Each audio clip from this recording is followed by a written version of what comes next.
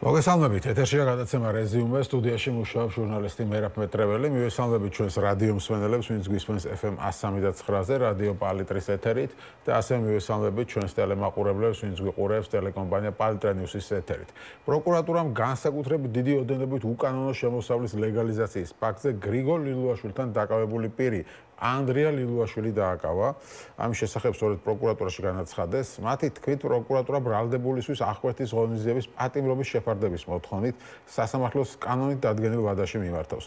როგორც საზოგადოებისთვის ცნობილია, წინა დღეებში საქართველოს გენერალური პროკურატურის და სახელმწიფო უსაფრთხოების სამსახურის მიერ ერთობლივი ღონისძიების ფარგლებში გახორციელდა საქართველოს ყოფილი პრემიერ-მინისტრის ირაკლი ღარიბაშვილის, სახელმწიფო უსაფრთხოების სამსახურის ყოფილი უფროსის გრიგოლ ლილუაშვილის, ყოფილი მთავარი პროკურორის ოთარ ფარცხალაძის და მათთან დაკავშირებული პირების ბინების, სახლების და სეიფების ჩხრეკები, რა დროსაც ამოღებული იქნა სხვადასხვა ელექტრონული ინფორმაციის მატარებლები, დოკუმენტაცია, ძვირფასეულობა და დიდი ოდენობით ფულადი თანხაო. განაცხადეს პროკურატურაში და დასძინეს.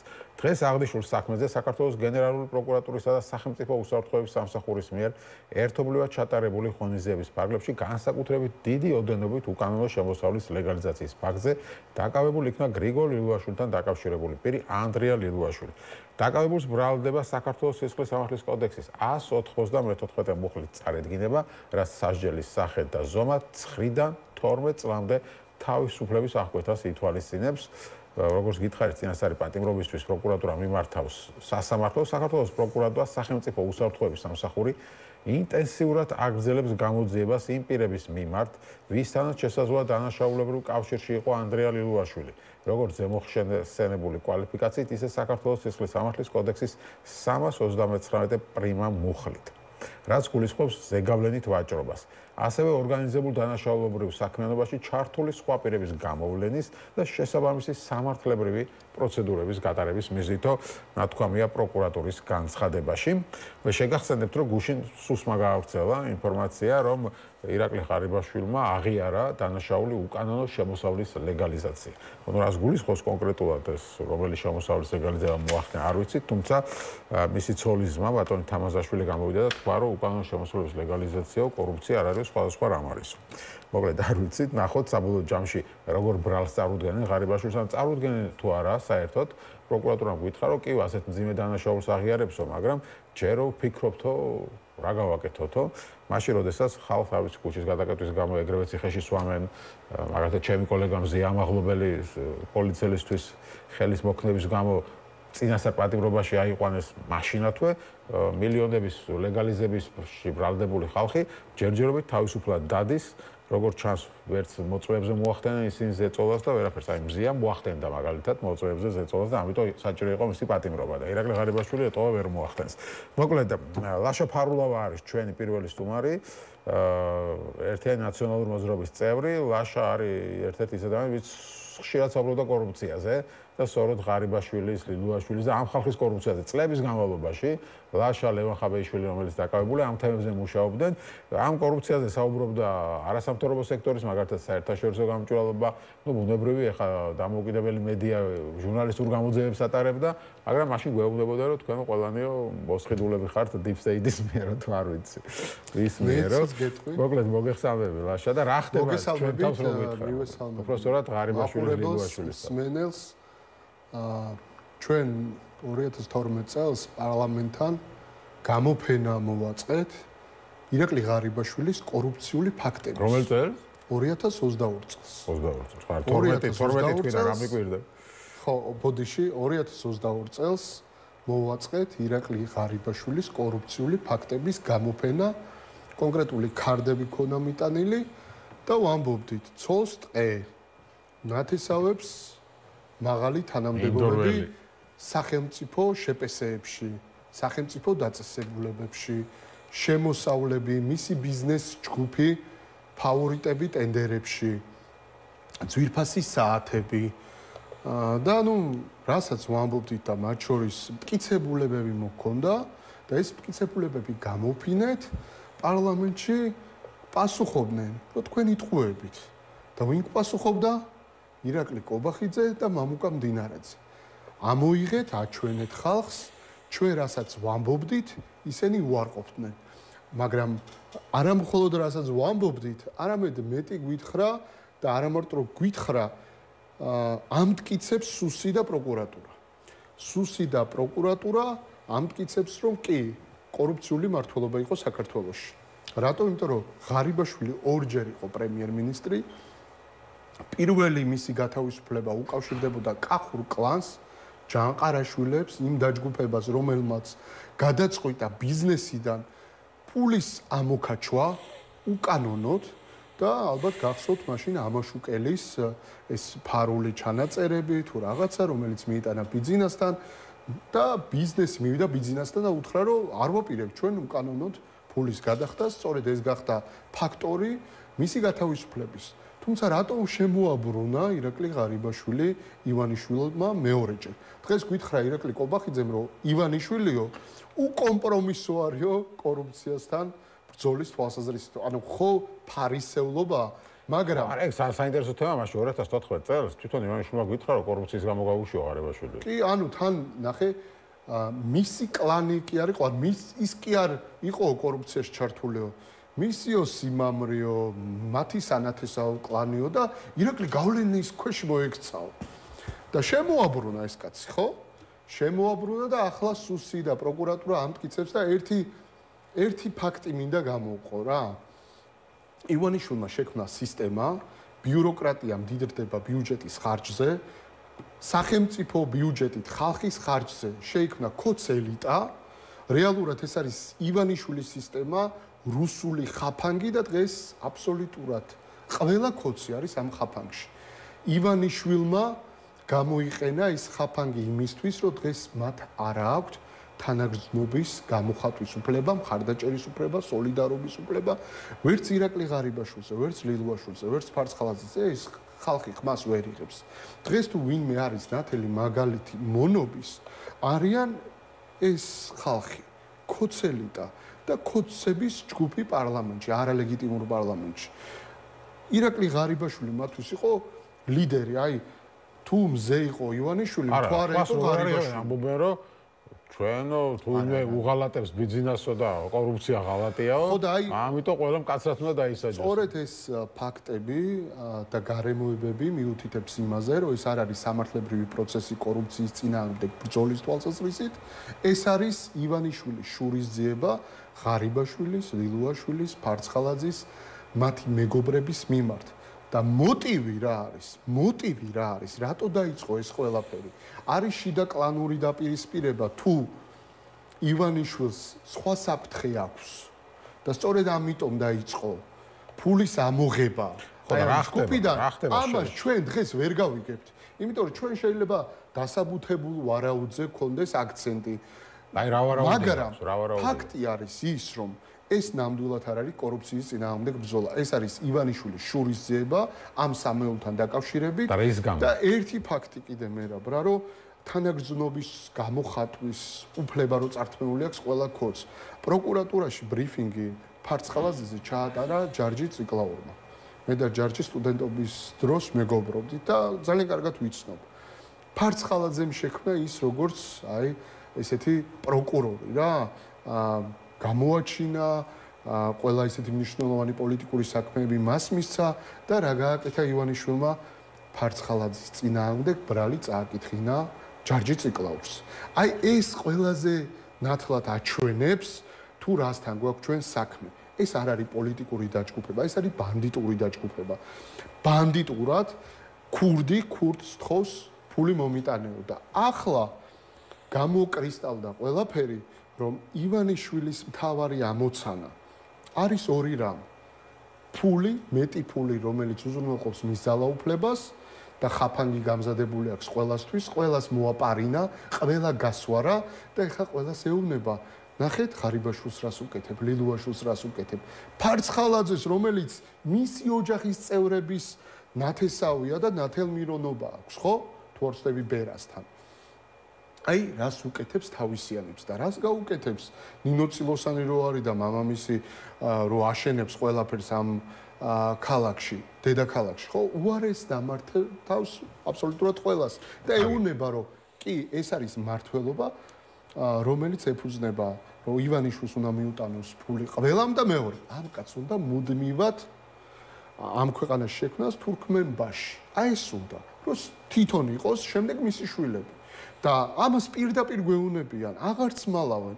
ანუ თუ ვინმე გატყდა, ხო იძახდა ივანიშვილი, გავტეხა ოპოზიციას, ოპოზიცია ვერ გატეხა, სამოქალაქო საზოგადოება ვერ გატეხა, სინდის პატიმრები ამის მაგალითია, პოლიტპატიმრები ამის მაგალითია. ვინ გატეხა?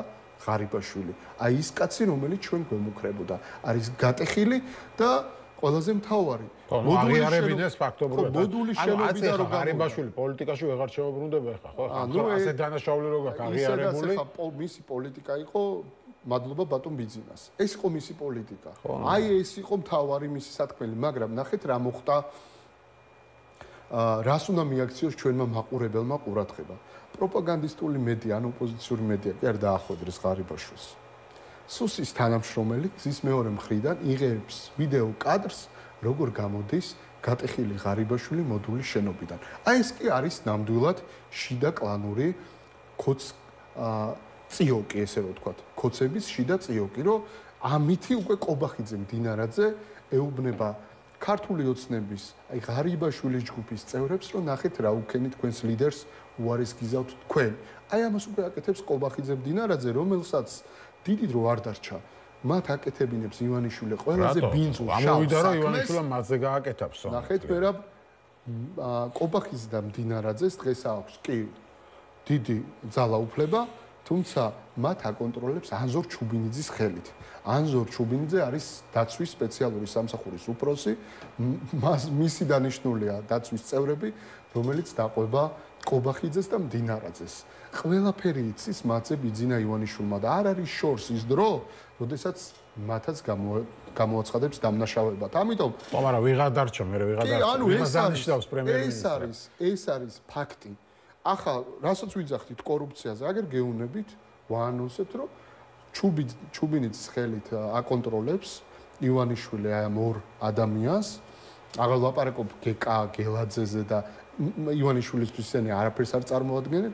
ამათ როგორც დაასრულებინებს ამ შავ საქმეს, ჩაახრიალებს და ახალ ხალხს შემოიყვანს. არის ლაპარაკი მარიამ ქრუიშვილის პრემიერ-მინისტრობაზე, იმიტომ რომ მარიამ ქრუიშვილმა გაუკაფა გზა ივანიშვილს არაბულ ბიზნეს წრეებთან, შეიხებთან და ივანიშვილისთვის ესე რომ მარიამის დაალაგებულია 6 მილიარდიანი ინვესტიცია. მარიამ ქრუიშვილი როდესაც იყო კერძო სექტორში, ის საქმიანობდა არაბულ ქვეყნებში, მათი წარმომადგენელი იყო საქართველოში და რეალურად ახლა ჩვენ რომ მიუდგეთ კანონი, საქართველოს კანონი ინტერესთა შეუთავსებლობისა და კორუფციის წინააღმდეგ ბრძოლის შესახებ, აი რომ მიუდგეთ ამ კანონმდებლობით, მარიამ ქრუიშვილიც არის კორუფციის სახე და არა მარტო ის.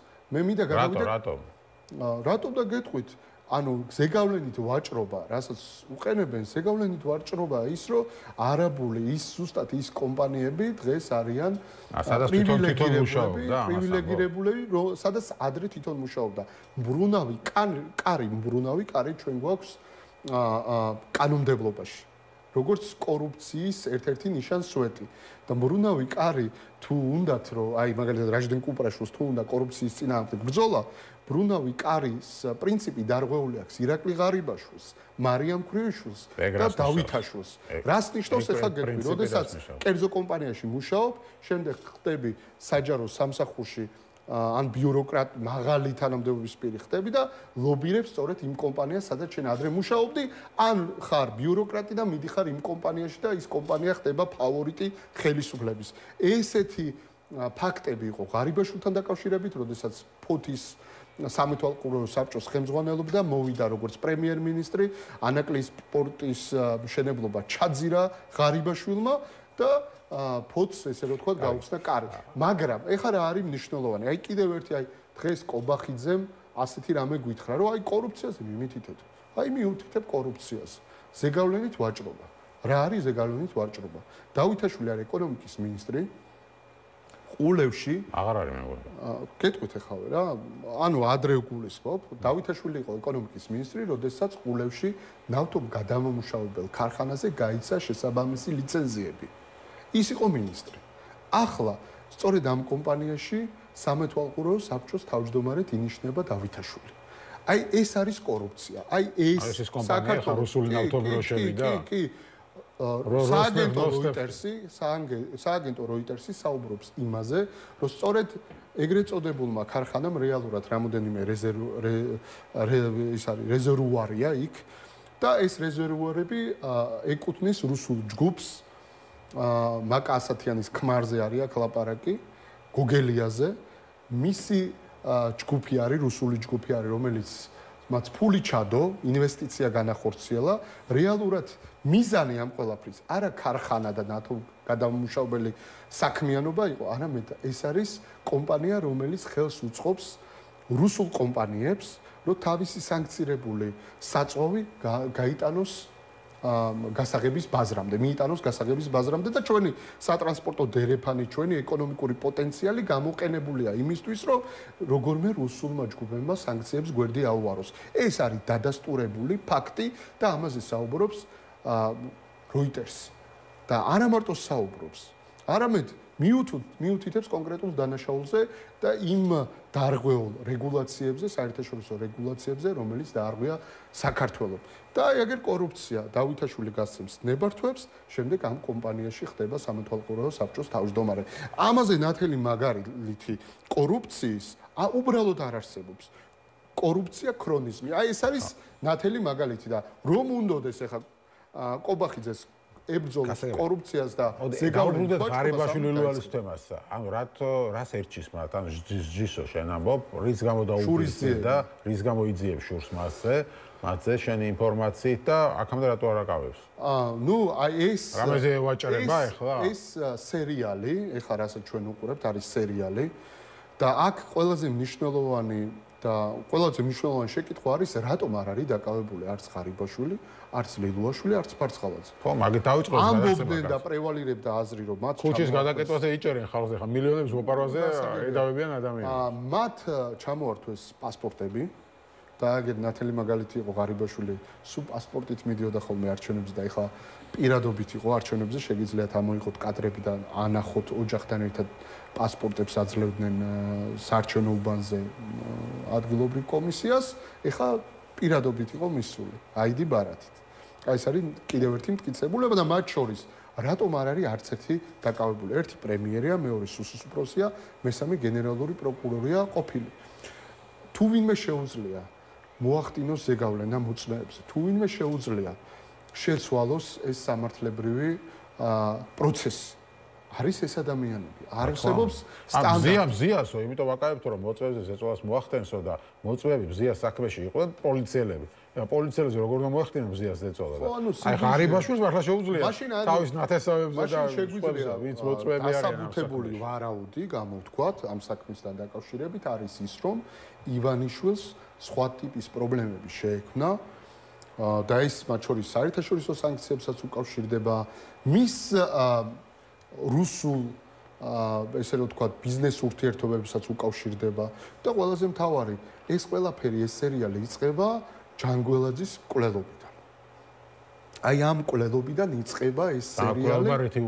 ეს სერიალი და ხო აი უკავშირდება იმ როგორ შემოვიდა ქვეყანაში ვინ გაუმწვანა ამ ადამიანის შემოსვლა. აი როგორ შემოვიდა ხო არ შეეძლო შემოსვლა? ანუ როგორც ვიცი, კანონმდებლობა გვაქვს კაცო და არ შეიძლება ქურდული სამყაროს წევრობისთვის ვჯით ადამიანებს ან ვინც პატივსცემს და ის შემოვიდა, გაუმწვანეს, შემდეგ მოხდა რაც მოხდა, მოკალეს ადამიანი და ამის მერე იწყება ეს სერიალი, ეს გარჩევები და კი ანუ ამაზე უფრო მეტი სიცხადეა საჭირო, ეს ჩვენი დასაბუთებული ვარაუდია. რაც ყველაზე მნიშვნელოვანია ამ საქმეს დაეძაბა ღარიბაშვილს და ლილუაშვილს ურთიერთობა ივანიშვილთან. ხო, ნუ აი ამის შემდეგ იწყება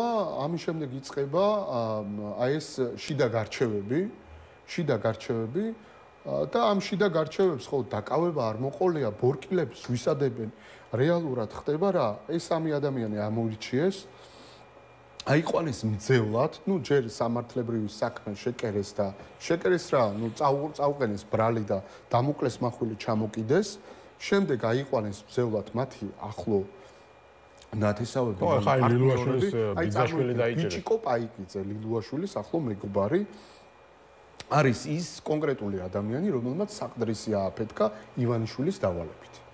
ანუ მისმა კომპანიამ ააფეთქა საყდრისი. წარმოგიდგენია რამდენი რამის თქმა შეეძლო ბიჭიკო პაიკიძეს საყდრისთან დაკავშირებით. როგორ განადგურდა ჩვენი კულტურული მემკვიდრეობა. რა მოხდა ბიჭიკო პაიკიძეს მას შემდეგ წაუყენეს ბრალი, როდესაც ამ ადამიანმა დატოვა ქვეყანა. აი ეს ხო არის კიდევ ერთი ნათელი მაგალითი, რომ აცალეს გაქცევა და მერე წაუღეს. ხო, ნუ აი ეს დაუდგეს რა, ანუ გაუშვეს. გაუშვეს და ეს ყველაფერი უკავშირდება ალბათ ფრთხილობს ივანიშვილი, რომ ვიღაცა არ ალაპარაკდეს. რიჟვაძე ამის კონკრეტული მაგალითია, დღემდე არ ვიცით, კლავდნენ, თავსი კლავდა, როგორ არ ვიცით. როგორ არის არ ვიცით. კაცი იყო ავტონომიურ რესპუბლიკის ხელმძღვანელი, მთავარი ლიდერი და არც ვიცით, ცოცხალია, მკვდარია, ერთმა დიდხანს აცოცხლოს, სად არის, საერთოდ გაქრა ადამიანი. და მამუკა მდინარაძის უწყებასთან მოვაწყე ბრიფინგი, რომ სუსმა გვითხრას, კაცო, რა ხდება? ხო, უსაფრთხოება მასაბარია, გვითხრას, რა ხდება, რა დაემართა აჭარის ავტონომიური რესპუბლიკის თავმჯდომარეს. არ უნდა გაგვცეს ეს პასუხი? ანუ ეს კითხვა ხო ჩვენს თითოეულ მოქალაქეს აწუხებს და არა მარტო მედიას, ყველას. ანუ უბრალოდ ახლა რკინიგზაში დაიჭერეს კიდე აი ხუნდაძე არის აი ანუ ფაქტურად ოცნება გვეუბნება რომ ყველგან კორუფცია იყო 13 წელი ყველგან ჩვენი ხელისუფლების პირობებში ყველგან კორუფცია იყო ხუნდაძეს ყავს ძმა რომელიც იყო შემოსავლების სამსახურში უფროსის მოადგილე ის უშუალოდ აკონტროლებდა სანქცირებული ტვირთების გამწვანებას დაბლოკვას პირადად მას ჰქონდა ეს საქმიანობა ჩამოყალიბებული კი ხუნდაძის აკავებულიზაში იყო და მეორე შემოსავლების სამსახურში მისი პირდაპირ კავშირზე ლილუაშვილთან ჩვენ ვსაუბრობდით ამ ეთერში ვსაუბრობთ იმაზე ქარდი მქონდა ფინანსთა სამინისტროსთან მოვაწყე მათ შორის ბრიფინგი სადაც მქონდა ზედნადები თუ როგორ შემოვიდა საქართველოში სანქცირებული პროდუქცია და რა იყო შემოსავლების სამსახურის პასუხი ტყუილია და რეალურად ეს ყველაფერი იყო სიმართლე და სიმართლე იმიტომ იყო რომ სწორედ მისივე უწყებიდან გამოვიდა ეს ზედნადები ქვითარი და მოგცეს ჩვენ ამიტომ ყველა ეს ფაქტი და გარემოება მიუთითებს იმაზე რომ ჩვენ გვაქვს ბანდიტურ დაჯგუფებასთან საქმე ამ ხალხს არაფერი საერთო პოლიტიკასთან არ აქვს გატეხეს კი ღარიბაშვილი იმიტომ რომ ღარიბაშვილმა ვერ გაუძლო იმიტომ რომ ის არ არის პოლიტიკოსი მას არ სწავს საკუთარი თავის მას არ აქვს არანაირი პოლიტიკური ესე რომ თქვა უნარები ის იყო კარგი რაც გინდა ის დაუძახეთ აი ამ როლს კარგად ირგებდა მაგრამ ის რომ იყო პოლიტიკოსი აი იყო პასუხისგებლობა საზოგადოებას უპასუხო რა ხდება აი ივან კვირიკაშვილის განცხადებასო და ნახოთ რა კვირიკაშვილის შემდეგ საქართველოს ნორმალური პრემიერ-მინისტრი პასუხისგებლიანი არ ყოლია მამუკა ბახტაძე იყო წერილით დაგვემშვიდობა Facebook-ზე გახარია იყო ჯერ თვალები დაგთხარა შემდეგ გადადგა რატო გადადგა მე ვერ გავიგეთ მე ოპოზიციაში იყო ეხა ხან მიუნხენშია ხან ბერლინშია ჯერ ამბობს ბოიკოტში ვარ მე შევიდა პარლამენტში მოკლედ თავი გაინადგურა ფაქტი არის ერთი ეს არის ბანდიტური დაჯგუფება და ამ ხალხს საერთოდ პოლიტიკასთან არაფერი არ აქვს და ნახე რა საკეთებენ ჩვენ რო კორუფციაზე ვლაპარაკობდით ისინი ამბობდნენ რომ თქვენ ტყუით დღეს თავად ამტკიცებენ რომ ჩვენ გვაუქმებენ მერაბ ჩვენ გვაუქმებენ და რატო აკეთებენ ამას იმიტომ რომ კი კორუფცია დღესაც არის კი თავად იციან რომ კორუფციულ ჭაობში არიან კი ეს არის ქართველი ხალხის ჯიბიდან ნარძარცვი ფული ის რაც ხდება ახლა როსნეფტი, ლუკოილი, არაერთი ფაქტი გარემოებაზე ჩვენ ვლაპარაკობდით რომ როსნეფტის ის იყო გამტარი იყო საქართველოს და შავხრელად გამოიყენებოდა საქართველოს. ლუკოილი ვისთან არის? გოჩაენუქიძესთან არ არის დაკავშირებული? მისი ბიზნეს ჯგუფი არ არის? აბა ჩემია და ეხა გოჩაენუქიძე რომელიც იყო წინა ხელისუფლების დეპუტატი და გავლენიანი ბიზნესმენი დღეს ქოცია და მე მაუქმებს. რომელიც მე არასდროს არ ყოფილვარ ხო ხელისუფლებაში და არც მე არც ლევან სანიკიძე არც ირაკლი პავლენიშვილი და ესენი გვაუქმებენ ჩვენ წარმოგიდგენია იმიტომ რომ არავინ აღარ ისაუბროს ამ ქვეყანაში კორუფციაზე არავინ არ ისაუბროს თანაგზნობაზე სოლიდარობაზე მხარდაჭერაზე ეს არის მათი აი თავარი კითხვას მაინც გავცეთ პასუხი რომ ასე ძიმე ბრალდებაში ბრალდებულ ხალხს რატო არ იჭერს ივანიშვილი? ანუ გამოდის რომ რაღაცაზე ევაჭრება. გამოდის რომ რაღაცაზე ევაჭრებია. აი ესე რუსულად მათ ჩაურთოთ სოჩიკი.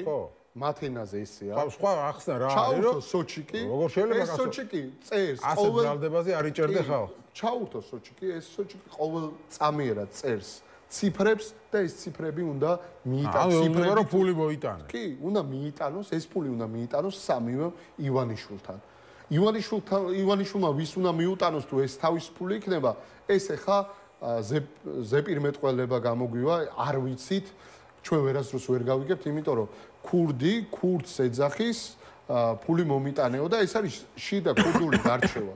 ჩვენ სიმართლეს მხოლოდ და მხოლოდ მაშინ გავიგებთ, როდესაც ხელისუფლება შეიცვლება, იმიტომ რომ ამათი ბუნება და ზოგადად ხელისუფლება დგას ფულზე.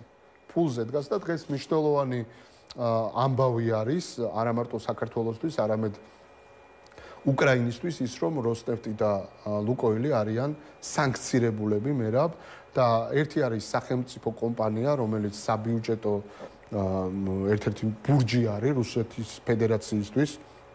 როსნეფტი, სხვათა შორის სეჩინი, რომელიც წლების განმავლობაში იყო ამ კომპანიის ხელმძღვანელი პირი, ბიძინა ივანიშვილსაც ძალიან მეგობრული ურთიერთობები აქვს და რაც შეეხება ლუკოილს, აი ლუკოილი ხო და დაიხურა. ლუკოილი არის კერძო კომპანია, რუსული კერძო კომპანია, ნავთობმომპოვებელი ისეც აქვს, ჭაბურღილიც აქვს კასპიის ზღვაში, ეს დიდი კომპანია, მათ შორის ევროპაში აქვს სხვადასხვა კომპანიები და ეს სანქცია არა მხოლოდ ლუკოილის ცენტრალურ ოფისს ეხება, არამედ შვილობილ კომპანიებსაც ეხება. და სამწუხაროდ მსუსხავი ეფექტი შეეხება მათ შორის ქართულ კომპანიასაც და მე ვწუხარო ადამიანები დაკარგავენ სამუშაო ადგილებს, თუმცა ამაზე უნდა ეფიქრა ივანიშვილს, როდესაც რუსულ ეკონომიკას ხელს უწყობდა საქართველოში. მადლობა, ლაშა ფარულოვა იყო ჩვენი სტუმარი, ერთიანი ნაციონალური მოძრაობის წევრი. ჩვენ საუბრობდით არიბაშვილი, ლილუაშვილი, ფარცხალაძის საქმეზე, კორუფციაზე, რა არის ეს კორუფციასთან ბრძოლა თუ კლანებს შორის დაპირისპირება. ჩვენ გვაქვს რეკლამა, რეკლამის შემდეგ გიორგი ტუმასიანი შემოგვიერთება და მასთან ერთად გავაგრძელებთ საუბარს უკვე პროტესტის მიმდინარეობაზე ქვეყანაში.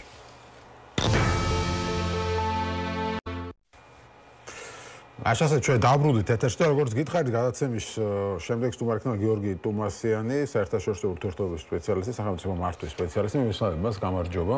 გამარჯობა მერაბ. მადლობა გადაცემაში მონაწილეობისთვის. მინდა შენთან პროტესტში აქტიურად ხარ ჩართული და გაქვს ისი განსხვავებული მოსაზრება, როგორ უნდა გაგრძელდეს ეს პროტესტი, მაგრამ მანამდე მინდა მოვასწროთ ამ საერთაშორისო შესული ვითარებაზე ვისაუბრო, განსაკუთრებით ჩვენს რეგიონში მოხდა მნიშვნელოვანი ფაქტი, აზერბაიჯანმა მოხდა ბლოკადა, ამდენი წლის მერე ბლოკადა, სავაჭრო ბლოკადა სომხეთზე. რას ნიშნავს ეს ჩვენი რეგიონისთვის და მე უკვე დაბრუნდეთ ჩვენს პროტესტზე. რეგიონში ნამდვილად ძალიან მნიშვნელოვანი გეოპოლიტიკური და გეოეკონომიკური ცვლილებებია ვაშინგტონის 8 აგვისტოს მშვიდობის შეთანხმების შემდეგ, რომელიც პრეზიდენტი ტრამპის შუამავლობით მოხდა სომხეთსა და აზერბაიჯანს შორის და სამხრეთ კავკასიაში შემოვიდა შეერთებული შტატები აქტიურად. ამის შემდეგ ჩვენ ხედავთ, რომ ძალიან ვითარდება დათბა მათ შორის ურთიერთობები სომხეთის უფლების მედია და ასე შემდეგ და მათი ახაც ექსპერტები ავრცელებენ რომ ეს ტრამპის მარშრუტი ფეიკი აღმოჩნდა და ბლეფი აღმოჩნდა და არ გაკეთდება და ასე შემდეგ. ხო, აი ახლა ზუსტად ვისაუბროთ მაგაზე, რა არის ფეიკი და რა არ არის ფეიკი. პირველად საერთოდ სომხეთ-აზერბაიჯანის დამოუკიდებლობის ისტორიაში აზერბაიჯანის გავლით მოდის ყაზახური ხორბალი სომხეთში რკინიგზით. რკინიგზა მართალია ჯერ მზად არ არის სომხეთს და აზერბაიჯანს შორის, მაგრამ უკვე შეთანხმება არის და პრეზიდენტმა ალიევმაც პრემიერ-მინისტრ ფაშინიანმა შემდეგ უკვე დაადასტურეს, რომ 2 წელიწადში მაქსიმუმ მზად იქნება რკინიგზა. სომხეთის პრემიერ-მინისტრმა განაცხადა, რომ მზად არის გახსნას დღესვე სომხეთმა საზღვარი კონკრეტული მიმართულებით, მარქარა გორისის მიმართულებით, ორივე მხრიდან, ანუ არის უკვე სასაზღვრო გამშვები პუნქტები მზად, იმისთვის რომ თურქეთს და აზერბაიჯანს შორის დაიწყოს მიმოსვლა. ეს ყველაფერი არის პრაქტიკულად აი ამ ცნობილი შუა დერეფნის, ანუ რომელიც აკავშირებს ჩინეთს და ევროპას აი ამ გზის, რომელიც წესით და რიგით საქართველოზე უნდა გადიოდეს, აი ამ ეს ახალი მარშრუტი, სადაც შემოსულია ტრამპი, თავისი და შეერთებული შტატები თავისი ტრამპის მარშრუტით, სადაც უკვე 150 მილიონი დოლარი შეერთებულმა შტატებმა ჩადეს, მილიარდობით ევროკავშირი დებს ინვესტიციებს სომხეთში ლოგისტიკის განვითარებაზე და ამას მიზანი აქვს კონკრეტულად რომ მზად იყოს აზერბაიჯანსა და სომხეთს და თურქეთს შორის ამ გზების გახსნა. და რატო ხდება ეს? იმიტომ რომ ერთი მხრივ სომხეთი აღმოჩნდა ძალიან რთულ ვითარებაში, როდესაც აპრილიდან პრაქტიკულად საქართველოს მხრიდან ხდება სომხეთის ნახევრად ბლოკადა, ამავდროულად რუსეთის მხრიდანაც ბლოკადა რას ნიშნავს? ძალიან მნიშვნელოვანი რიგი სურსათის და პროდუქტების არის პრაქტიკულად ირიბი ბლოკადის ქვეშ. ეს არის თევზეული, ეს არის კონიაკის წარმოება, ეს არის თამბაქო, ეს არის ესე იგი გაზი მათ შორის. რუსეთი და საქართველო აქ ძალიან სინქრონულად მუშაობდნენ ამ მიმართულებით. ნუ საქართველოზე როცა ვამბობ, გესმით რასაც და ვისაც გულისხმობ. შესაბამისად სომხეთიდან არ უშვებენ. ნაწილი ტვირთები სომხეთიდან არ უშვებდნენ, გაზის მიწოდება, რომელიც რუსეთიდან ხდება, ესე იგი სომხეთის მიმართულებით მაგას არ უშვებდნენ რუსეთიდან. თუმცა გუშინ ფაშინიანი აქ იმყოფებოდა ყოფილი. ფაშინიანი აქ მოვა, ფაშინიანი გააკეთებს დიპლომატიურ განცხადებებს, მაგრამ ამავდროულად ფაშინიანი არის ძალიან აქტიურად მხარდამჭერი იმისა, რომ გაიხსნა საზღვრები. რა თქმა უნდა, ეს საქართველოს წინააღმდეგ არ არის მიმართული, მაგრამ სომხეთში ძალიან კარგად ესმით, რომ საქართველო, რომელიც რუსეთის კონტროლის ქვეშ იმყოფება, არის უშუალო საფრთხე არა მხოლოდ სომხეთისთვის. აზერბაიჯანში ესმით, რომ ასეთი საქართველო ხვალ შეიძლება აღმოჩნდეს ბერკეტი ინსტრუმენტი მოსკოვის ხელში აზერბაიჯანის და თურქეთის წინააღმდეგ. სწორედ ამიტომ დაინტერესებული არიან აი ამ ახალი ლოგისტიკური მარშრუტით. შესაბამისად, უმნიშვნელოვანესი არის, რომ რამდენიმე დღის წინ რომ გაიმართა ლუქსემბურგში ევროკავშირის ლოგისტიკის სამიტი, სადაც დაპატიჟებული იყო რეგიონის ყველა ქვეყანა, ცენტრალური აზიის ქვეყნები და ევროკავშირი აი აქ ლოგისტიკურ ახალ მარშრუტებს ავითარებს, საქართველოს წარმოდგენილი არ იყო იქ. იმიტომ რომ საქართველოს აღარ არის განჭვრეტადი პარტნიორი და დასავლეთისთვის და აქ ჩდება კითხვა, სომხეთი ახერხეს აი ამ დაბალანსებულ საგარეო პოლიტიკას.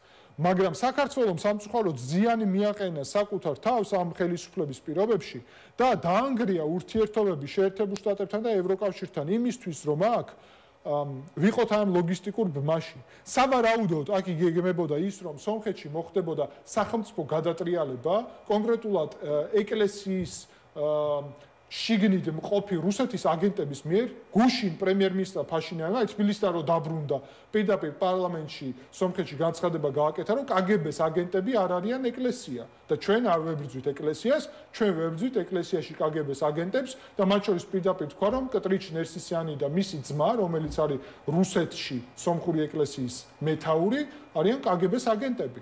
ეს თქვა ამ ფაშინიანმა, რომელიც ხედავთ რა ტიპის ზოგადად გიუმრის მერი დაიჭირეს მთელი სპეცოპერაცია. გიუმრის მერი, რომელიც ჩვენი ასე ვთქვათ სახელმწიფო მედია ასე გამოეხმაურა, რომ აი როგორი დემოკრატია სომხეთში, ესე იჭერენ იმას რა ქვია.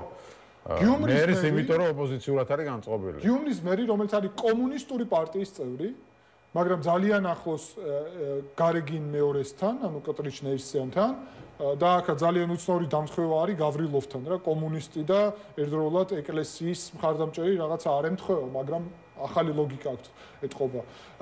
ხო და გამოდიოდა სომხეთის შესვლის მხარდაჭერით ბელარუსთან და რუსეთთან საერთო სახელმწიფოში. და მას ძალიან მკაფიოდ აუხსნეს, რომ ქალაქის მერს აგესეთი უფლებამოსილებები არ გააჩნია. მაგის გამო ვერეციხია? არა, მაგის გამო არ არის, კორუფციის გამო არის, მაგრამ რა თქმა უნდა, აქ დაიჭირეს კორუფციის გამო, ფაქტი არის, რომ ქრთამი აიღო, მაგრამ აქ პოლიტიკური მდგენელიც არის, რატო იყო ძალიან დაინტერესებული შესაბამისი სამსახური მისი საქმიანობით, იმიტომ რომ ეს ადამიანი უკავშირდებოდა უცხო ქვეყანას, კონკრეტულად რუსეთს ამ შემთხვევაში და გარკვეულ რუსეთის ბაზის საკითხი იქნებოდა რუსეთთან კავშირების, ეკონომიკური კავშირების, ანუ კორუფციული მდგენელი იქ ისედაც ჩანდა, მაგრამ რა თქმა უნდა, ამას პოლიტიკური ელფერიც გააჩნია, გინდა თუ არ გინდა, რომ პრორუსულად განწყობილი მერი დააკავეს. და ერთ-ერთ ყველაზე პრორუსულად განწყობილ ქალაქში სადაც რუსული სამხედრო ბაზა არის. მაგრამ მთლიანობაში რომ თქვა, სომხეთის გათავისუფლება ხდება ახლა რუსეთის გავლენებისგან, იმიტომ რომ მთელი მიზანი იყო, ნახეთ, რუსეთის მიზანი, რომ საქართველოს და მათ შორის სომხეთში გადატრიალების მეშვეობით, საქართველოს სომხეთის კონტროლის მეშვეობით გააკონტროლონ მთელი ეს ლოგისტიკური კავშირები.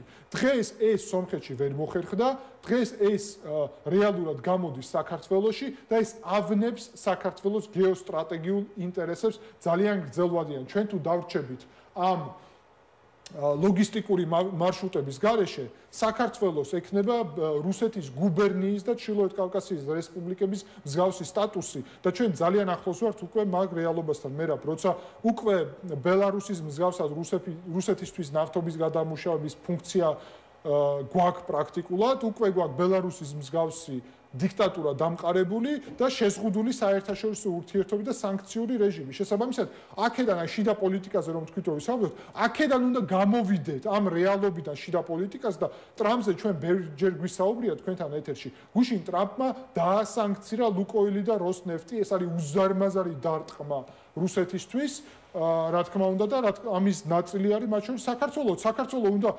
მოემზადოს იმისთვის, რომ თუ ესეთი გეზი გააგრძელეს დღევანდელ ხელისუფლებაში მყოფ პირებს გულისხმობ, შეუძლებელი იქნება ეკონომიკური სტაბილურობის შენარჩუნება, ეს სანქციები საქართველოსაც შეეხება, რა თქმა უნდა და ესე იგი ამაზე აღისახება ეს საქართველოს მოქალაქეებზე, კეთილდღეობაზე, ევროკავშირთან ურთიერთობებზეც, უვიზო მიმოსვლაზეც, ყველაფერზე შესაბამისად ჩვენ გვჭირდება აქედან გამოვიდეთ და რა თქმა უნდა გვჭირდება შიდა პოლიტიკური პროცესების, ასე ვთქვათ, კონსტრუქციულ ველზე დაბრუნება იმ მძიმე რეალობაში. გულისხმობ, ანუ პროტესტი გაჩერდეს თუ რა უნდა მოხდეს? არა, პროტესტის გაჩერებას არ გულისხმობ. ჯერ ერთი ამის უფლებამოსილება შენც ძალიან კარგად იცი, როგორც რიგითი მოქალაქე მონაწილე ამ პროცესების, რომ ამის უფლებამოსილება შესაძლებლობა არავის არ გააჩნია, პროცესი არ არის მართული არავის მიერ და არც ერთი ესეთი ავტორიტეტი არ არსებობს, რომ განცხადებით რამე შეაჩეროს ან შეცვალოს. მაგრამ მე შემომაქვს აი ამ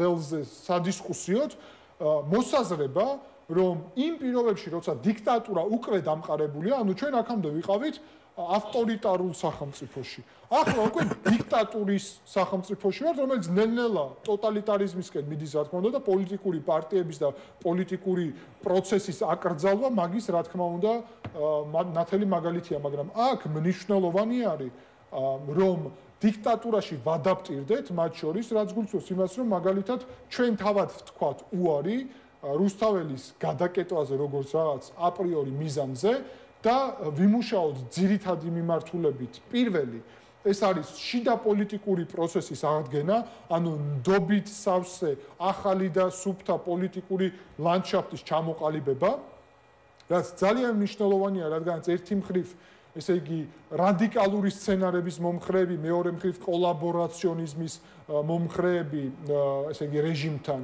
პრაქტიკულად მიუღებელი არიან საზოგადოებისთვის, ეს დაამტკიცა ბევრმა მოვლენამ უკანასკნელმა, შესაბამისად, აი ეს ცენტრალური ბირთვი და სუფთა ძალებით, რა თქმა უნდა, უნდა წავიდეთ იქითკენ, რომ შევქმნათ რეალური მკაფიო ალტერნატივა, აი სისტემას რომ უნდა დავანახოთ. ნახეთ, ჩვენ ქვეყანაში არის 10,000-ობით ადამიანი, რომელიც მსახურობს სისტემაზე. ანუ სახელმწიფოზე და იმ ადამიანებს ჯერათ მათ შორის, რომ ამით ემსახურებიან ქვეყანას. შესაბამისად და უნდათ ბევრს უნდა უბრალოდ ემსახუროს ქვეყანას. შენ თუ ეუბნები რომ ბიძინა ივანიშვილი აღარ ესე იგი ახორციელებს ისეთ პოლიტიკას, რომელიც საქართველოს ინტერესებს ემსახურება. კითხვას გისვავს ის ადამიანი და ვინ იქნება ალტერნატივა, ვისაც მე გადავაბარებ ქვეყანას, მხარს დავუჭერ ამ პროცესში, რომელიც აიღებს ისეთ ოღონდ გუნდთან ერთად ერთი ადამიანიც კი არა.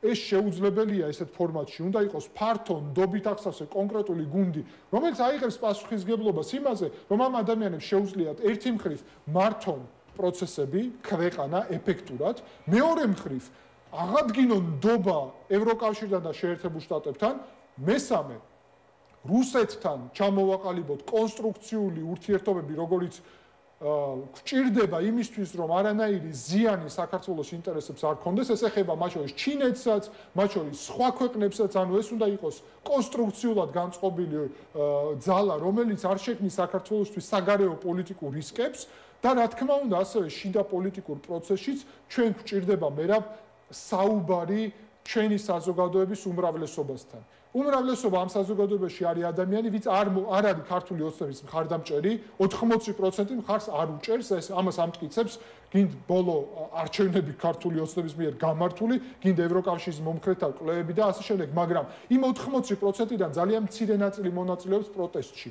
ჩვენ უნდა ავუხსნათ ამ საზოგადოებას ჩვენს მოქალაქეებს, რომ პოლიტიკაში ჩართვა ეს აღარ არის ფუფუნება, ეს არის აუცილებელი საჭიროება იმისთვის, რომ ჩვენ გადავარჩინოთ უვიზო მიმოსვლა, განათლების შესაძლებლობა, ჩვენ გადავარჩინოთ ეკონომიკა, კეთილდღეობა, არ ვიცი, SWIFT-ში და ფინანსურ სისტემაში მსოფლიოს მონაწილეობა, ანუ ბიზნესი, საშუალო ბიზნესი, ეს არ არის მხოლოდ მსხვილი ბიზნესი, მცირე და საშუალო ბიზნესი ჩამოიშლება საქართველოში, თუ ჩვენ წავედით საერთაშორისო იზოლაციის გზით, იმიტომ ვიზა, მასტერკარტი, SWIFT-ი ანუ მთლიანად ჩამოიშლება ეს სისტემა საბოლოოდ და ის გაცვლა რომ დასავლეთ საქართველოს ჭირდება ტრანზიტისთვის და ამიტომ აქ დიქტატურას აღიარებს, მე უკვე ახსენი, რომ გეოპოლიტიკური ვითარება სხვანაირად ჯდება, ამიტომ ჩვენ უნდა საზოგადოებას ავუხსნათ, რომ დღეს პოლიტიკაში ჩართვა არის აუცილებელი და მეორე, უნდა დაველაპარაკოთ ასევე ქართული ოცნების მომხრეებს, სადაც